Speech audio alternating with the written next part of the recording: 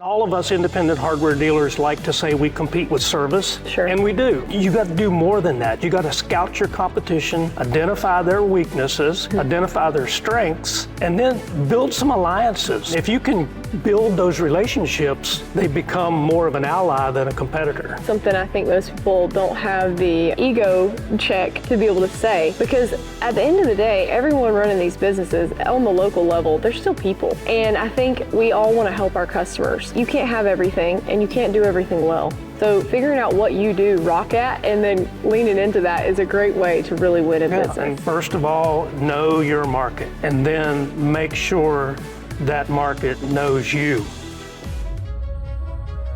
Welcome to the Grit Blueprint Podcast, the show for bold builders, brand leaders, and legacy makers in the construction and building industry. I'm your host, Stephanie Couch, and I've been in this industry my entire life. Whether we're breaking down what's working in sales and marketing, new advances in AI and automation, or interviewing top industry leaders, you're going to get real-world strategies to grow your business, build your brand, and lead your team. Let's get to work. Thank you for joining me on the Grit Blueprint Podcast. I'm your host, Stephanie Couch, and I'm here with Randy Andes from Randy's Do It Best. Welcome to the show, Randy. Thank you. I'm excited to talk today. You've been in the hardware business a long time, and last night you won the Beacon Award at the IHI. I did. So I want to talk a little bit about what happened to get you started and where you are now. So let's get started on the show. You've been in this industry for over 50 years, starting in the hardware stores when you were 18 years old. Somewhere in that range, 18 to 20, in that range. Yeah, so tell me about how you got started. Where did you start working? I started working at a True Value store, actually. Okay. And worked there for several years, and then moved to another hardware store in town that at that time was the old American Hardware. It was a farm co-op. Okay. And I started out like just about everybody else, stocking shelves and sweeping floors. Well, fast forward to now, a lot different than sweeping floors because you have 4 hardware stores, Randy's Do It Best in Virginia. Tell me about what the business looks like today. And I know you and your team, you're working really hard. You've been through a lot in the last few years. Tell me about that. Oh, yeah. Our first store, our corporate store is in Timberville, Virginia. We started out in a really kind of a small space in a shopping center. And I'll never forget, my old Do It Best rep called it his bowling alley store because it was just long and narrow. Yeah. And it was a challenge to merchandise that store. So several years later, we were able to get the space beside of us, tear down a wall, and make the store up to about 12,000 square feet. Wow. And I know a few years ago, you actually had a tragedy in the business in 2022, but you guys really turned lemons into lemonade. So tell me a little bit about what you did with that store. Well, we have had a location in Mount Jackson, Virginia. It was a 75-year-old hardware store that we took over.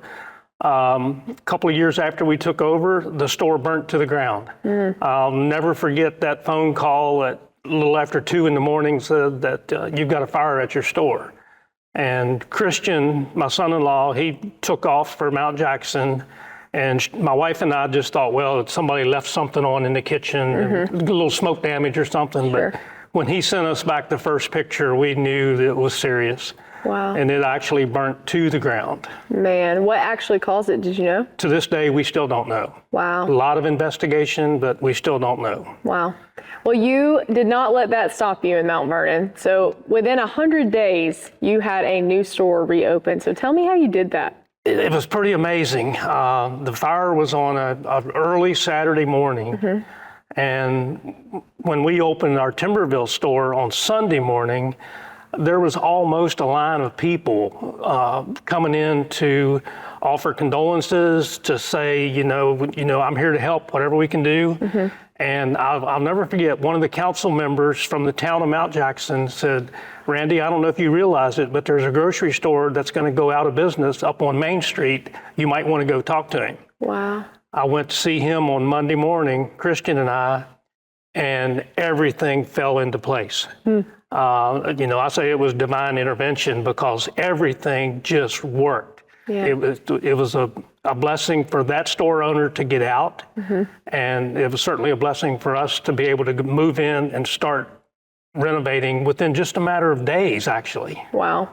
Isn't it incredible how sometimes the things that we think are going to be the biggest opportunities, they aren't. They close doors, right? Right. And then sometimes the things that we think are going to ruin us or that are just pure tragedies, and they are in their first, moments, they become the things that define us in such a real awesome way. It is. It's really cool. How's that store doing today? The store's doing great today. If you ever get an opportunity to come to Mount Jackson, Virginia, stop in and visit, because I'm proud of the way the store turned out.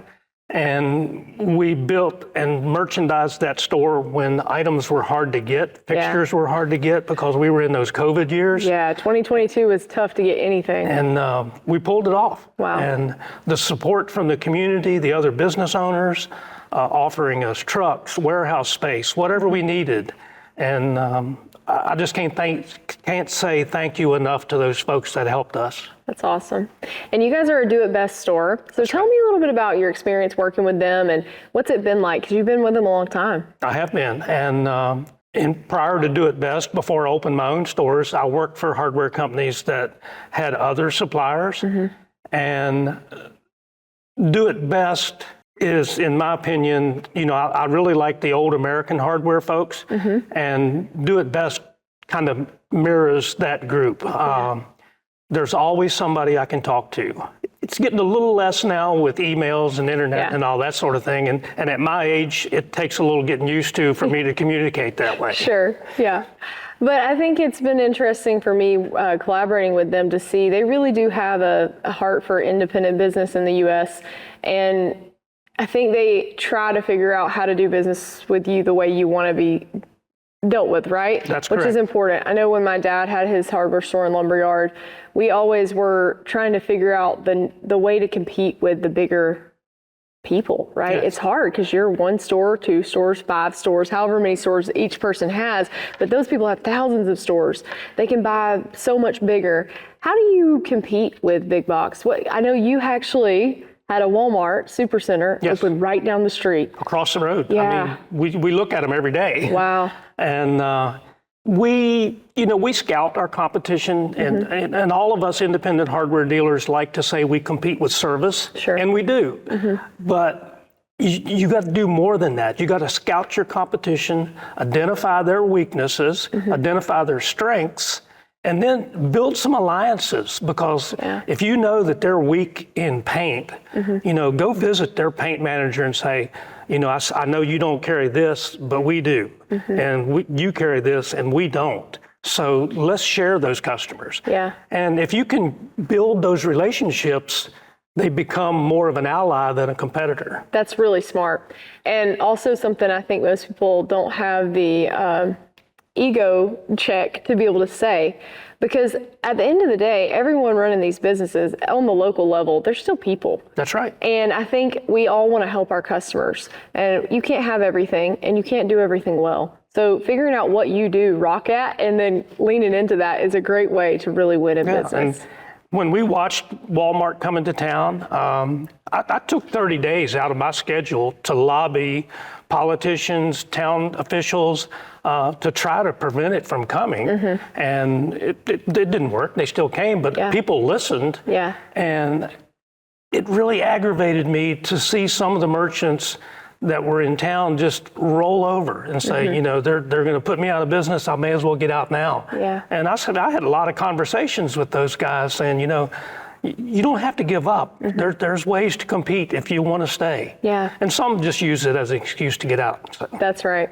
What would you say to someone in another town that maybe is thinking about opening a hardware store or a small retail business? What would you tell them? First of all, know your market. And then make sure that market knows you.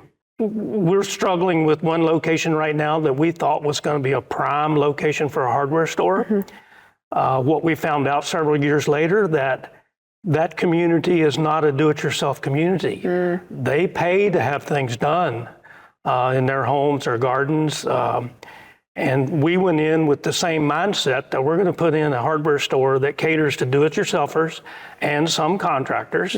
And we found out that wasn't working. So we had to pivot and move to more grilling, outdoor living, lawn care, some of the stuff I call fluffy hardware. Sure, yeah. And- Not the fix it, but to just make it pretty or make it taste good, right? Yes, exactly. Yeah. Yeah, that's really good though that you had the knowledge to go look and see. How long did it take you to figure that out in that market once you opened? Took too long because we weren't expecting that.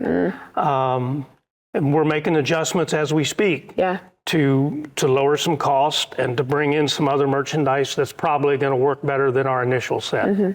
Okay, that's really cool. One thing I want to ask you about is we talked a little bit about your Beacon Award, and last night at the ceremony, you actually spoke about your wife, Shirley, who works in the business, so I want you to tell me a little about her. But you thanked her for supporting your wild, crazy dream of starting a hardware store. Tell me about that wild, crazy dream, and tell me about Shirley. Well, that could take a long time, but my wife was an office manager for a major manufacturing company. And her nickname at that company was the Little General because she took charge. Yeah. And when I opened the store, well, before I opened the store, I told her that, I was really wanted to get away from what I was doing because it was becoming too corporate. And one night just before bed, she said, well, if you're going to open a hardware store, you better be doing it now because, you're not getting any younger.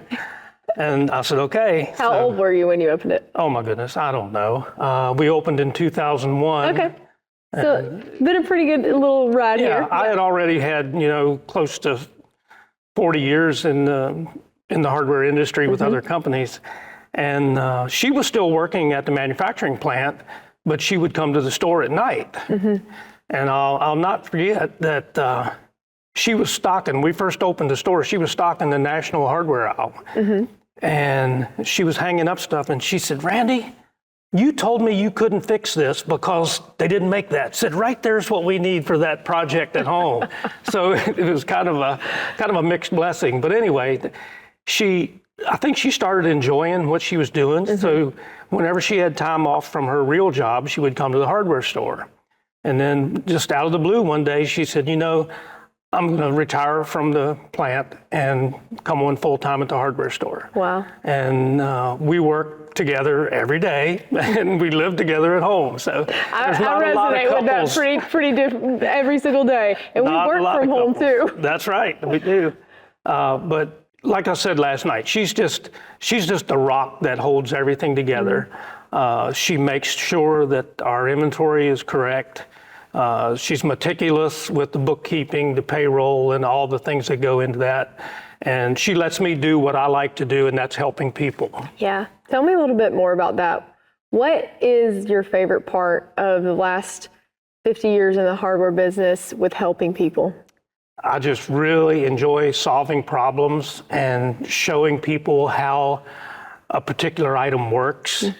I'm blessed with almost a photogenic memory because once I see something and see how it works, it doesn't leave me. Sometimes this old brain takes a little longer to pull it up, but I'm usually pretty good at explaining to homeowners how to fix something, how to put it together, and I know when to tell them to call a professional. Yeah. Like I tell a lot of people, I don't mind getting you wet with a plumbing project, but I'm not going to get you electrocuted with an electrical project. I always actually say that. I don't mind telling people how to do some plumbing and trying to figure it out, but it's a lot more scary when there's something that can jolt you with 120 volts. Yes. Yeah, the electrical aisle is not where I like to do my No. DIY time. And we've got people on staff that are much better at electrical than I am, and I rely on them to help us. But that's what I get. I get satisfaction from that. And I like watching my employees when they're able to explain something to somebody and tell them how to do it, or to walk somebody through a painting project and I hear them tell them that prep is essential. If you don't prep it correctly, your finished job is not going to be good. Sure. And when I hear my employees explaining that, it makes me feel good because they learned that from me. How do you train employees? Because there's a lot of younger people coming into your store, I'm sure, to work, and they know nothing about anything with the industry, and they've never fixed anything, maybe never even owned a home. How do you train them? Our management team came up with a really good training program. We use the NHPA's training programs, but we also have this thing that we call training in the moment, and that was brought to us from our COO, Austin Deal. He's always saying, train in the moment. And then we moved that a notch further. We log those training sessions on a computer, and it goes to all of our locations. All the store managers can see it. And for instance, if I hear an employee that doesn't know the answer to the customer's question, I'll wait to the proper time and I'll step in and I'll explain to the customer what he needs and how to use it. But then I'll pull that employee to the side and explain to them and have them actually do it. Yeah. And then we go log it on the training log, and it goes out to all the locations. Other store managers see it and say, hey, that's pretty good. I'm going to do that today and train this guy or this girl on what Randy just did, or what really Austin cool. just did, or what Howard, my store manager, just did. So, Do you just type it in, or you do a video, or how do you? no, we just type it in. Okay, that's super cool. Yeah, I haven't heard anyone else say that they do that, so that's very thoughtful, and I love that train in the moment, because you'll forget, they'll forget, or it just doesn't.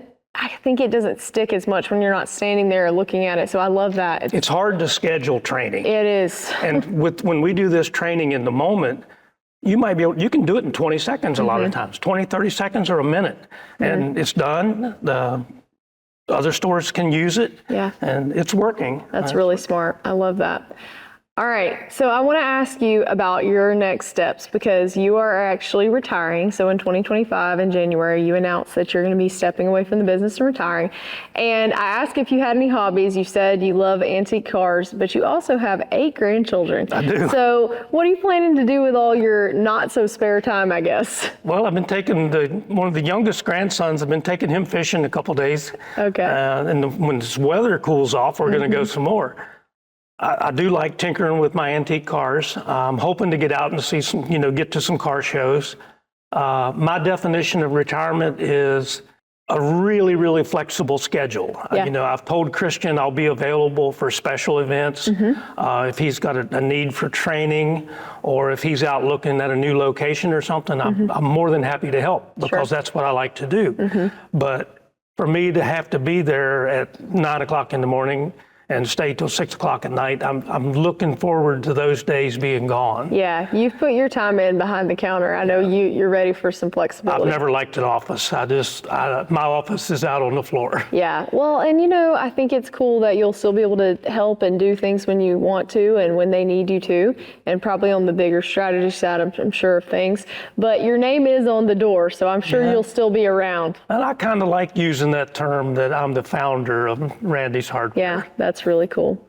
Well, I'm excited for everything that's to come for Randy's Do It Best. I know that Christian is going to be an amazing next leader. He's already leading the company, and I got to speak with him this week, and you guys are doing some really cool, innovative stuff on YouTube, and you've got products that are standing out and American made. What you're doing with this business is really the heart of what independent hardware is about. So congratulations on building just an absolutely amazing company, and I can't wait to keep watching you. And I'm going to get up to Virginia, because I heard you have really cool axes that you sell. Oh, we do. And I am very excited to come see what's happening in Timberville and all your other stores. So thank you so much for spending some time with me today, and I am excited. Congratulations on your Beacon Award. Thank you. And we appreciate at Do It Best everything that you do. And I'm so excited to just watch the next generation of this industry hopefully try to follow in the footsteps of people like you, who are legacy leaders that are just crushing it for decades. Thank you. I've been very fortunate that I've had 2 young retailers to come out of my stable. I was very impressed with the group of young retailers last night. Yeah. And that's why I mentioned that, I think the future for the independent hardware retailer is really bright. Regardless of what the economy is right now, the future is bright. I agree. I couldn't agree more. And I hope that more people will see, especially with things like AI coming on, there is always going to be a need for people to have what I call blue collar or boring businesses. Yeah. They're not really that boring if you're in them. We know there's a lot of excitement that goes on, but they're going to need that because AI is going to change things, but there's always going to be someone who needs a wax ring for the Yes, toilet that's exactly. leaking. And there's always going to be someone that needs those 2x4s or a new grill for their weekend project. So I'm excited to have new blood come into this industry and find out how amazing it is, because I grew up here, you grew up here, and we both know what it can do for your family. Yes. Well, thank you so much for joining me today, and we are excited to watch everything that's going to happen in the next year or two with Randy's Do It Best, and I hope you find the best fishing spot out there and get to some great car shows. Good. Thank you. That's it for this episode of the Grit Blueprint podcast. For more tools, training, and industry content, make sure to subscribe here and follow me on LinkedIn and other social media platforms. To find out more about how Grit Blueprint can help you grow your business, check us out at our website, gritblueprint.com.